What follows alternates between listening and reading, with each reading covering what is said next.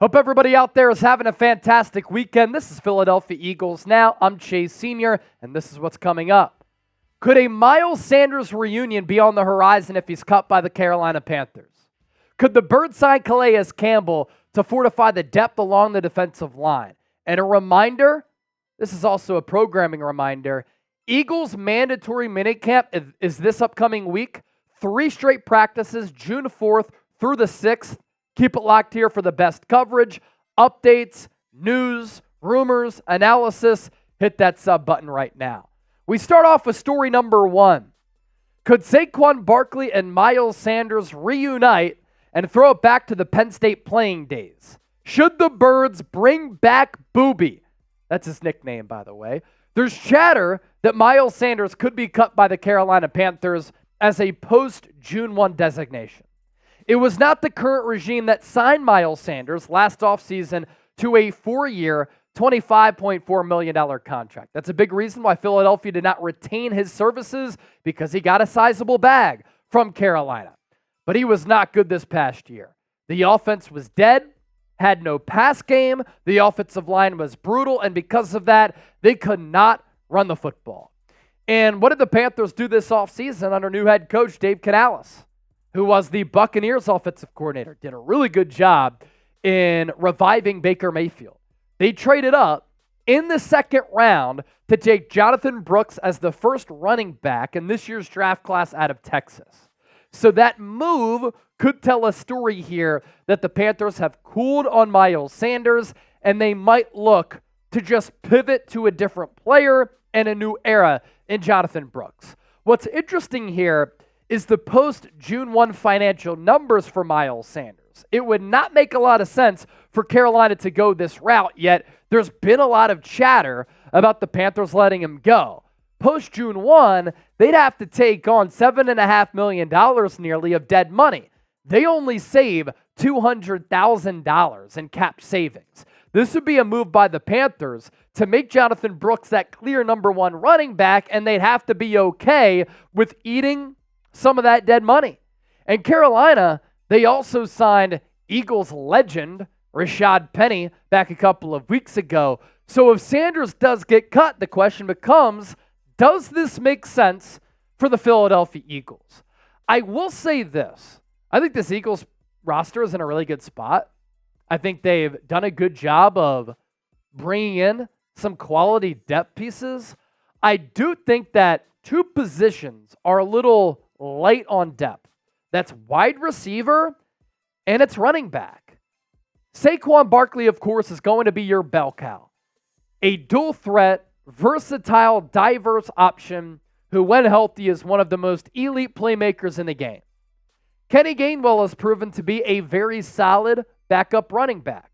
He's trusted as far as being a pass protector. He can catch the ball out of the backfield. And 2 years ago in 2022, during that Super Bowl season, he had a couple of really nice runs and really nice plays. He's a favorite of Nick Sirianni, who oftentimes wears his shirt. Will Shipley is your RB3, a 4th-round pick who, during OTAs, has struggled to catch the football a little bit, but a poor man's Christian McCaffrey, who I'm intrigued by the skill set, but he's completely unproven. And then Ty Davis Price and Lou Nichols, they're on the roster bubble because they're roster bubble types. So you bring in Miles Sanders here, the depth goes from being a question mark to a huge strength, and having Saquon Barkley and Miles Sanders, that gives you an elite 1-2 punch at the running back spot. Miles Sanders was certainly an interesting player during his tenure in Philadelphia because you saw the moments of great play. You saw the flashes of him being an elite running back, and he was so up and down. Injury issues from time to time, fumble issues from time to time, just erratic play. He'd break off a home run, and you're like, wow, he is so explosive. And then he would make a play that was a little bit maddening. But during a contract year, he played awesome for Philadelphia en route to the Super Bowl. But then in the Super Bowl, he was pretty much benched. But in that 2022 season, he parlayed 259 carries for nearly 1,300 yards, top 5 in the NFL that year, almost 5 yards per carry, and 11 touchdowns into a big contract with Carolina. but it was a brutal go for him with the Panthers last year. 16 games played, only had 129 carries, 432 yards, 3.3 yards per tote, and only a single touchdown. Now, if Philadelphia were to go this route and they were to be up for a reunion with Miles Sanders, I think that would signal that Philadelphia does not think that Will Shipley is ready to be a backup running back for this team, and he needs another year of grooming and seasoning. That's somewhat concerning because they got him in the 4th round, but that's what that move would tell me. What do you think? You tell me. Should the Eagles bring back Miles Sanders if he's cut? S for sign, P for pass. Let me know down below in the comment section. If the price is right, I might be down. The price is right for these Cooper DeJean shirts. The word John, the most Philadelphia word.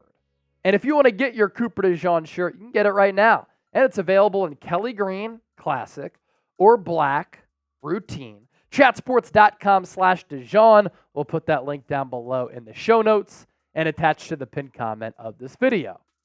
So we talked about Miles Sanders. Up next, could the Eagles make an addition on the defensive side of the ball in Calais Campbell?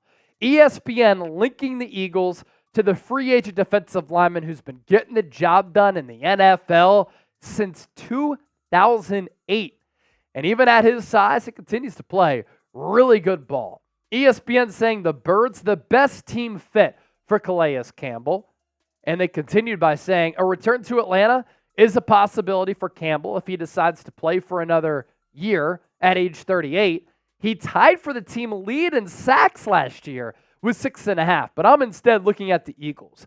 Campbell would fit in Vic Fangio's 30 front as a rotational end, building more depth. At 6'8", 282 pounds, he can hold the point against the run game when matched up with offensive tackles, and he was a productive player last year for the Falcons, registering 28 pressures. I see Campbell as a total pro who could help multiple NFL squads. And I'm in agreement there. Calais Campbell can still play. 6.5 sacks last year. Those would not be the numbers for Philadelphia because he'd be more of a rotational player. But him as an end in Vic Fangio's 3-4 front, I think he'd be a good fit for Philadelphia here as that backup option. 2nd round pick in 2008. What a resume he's been able to put together. 6-time Pro Bowler. 1st team All-Pro once. Twice a 2nd team All-Pro. And a member of the NFL 2010s All-Decade team. Again, like Miles Sanders, if the price is right, which it's going to be for a 38-year-old, you bring him in the building. You see what you could have. Maybe you put him through a workout. See how he's still moving at the age of 38. We've seen Philadelphia go the route of Ndamukong Suh and Linval Joseph along the defensive line. They did that 2 years ago. They're willing to bring in veterans who are very experienced, who have put together really good resumes because they know leadership, check. Depth, check. An occasional big play, they have the chops for doing that. Should the Birds sign Calais Campbell? Y for yes, N for no. Bird Gang, we're asking you to comment down below because this is the most interactive Eagles channel right here on YouTube. And if you want to interact with me further, hit me up on social media. I'm on X at Chase_Senior. I'm on Instagram at Chase_Senior. I put a lot of short form content over on the social media pages.